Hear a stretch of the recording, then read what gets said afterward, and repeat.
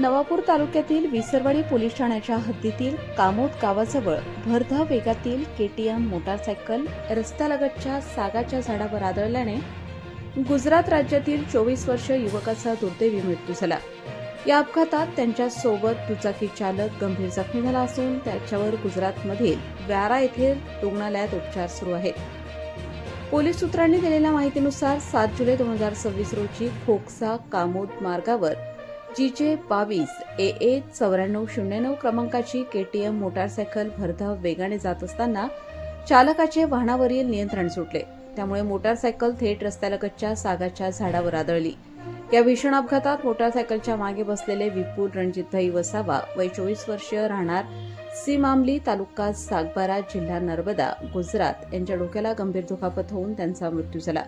तर मोटारसायकल चालक निखिल सुभाष नाईक राहणार जावली तालुका सागबारा जिल्हा नर्मदा गुजरात ह्या गंभीर जखमी झाला असून त्याच्यावर व्यारा येथे रुग्णालयात उपचार सुरू आहेत। या प्रकरणी मयताचे वडील रणजितभाई जेमुभाई वसावा यांच्या फिर्यादीवरून विसरवाडी पोलीस ठाण्यात BNS कलम 106 1 281 125 अ 125 ब तसेच मोटार वाहन कायदा कलम 184 अन्वये गुन्हा दाखल करण्यात आला आहे।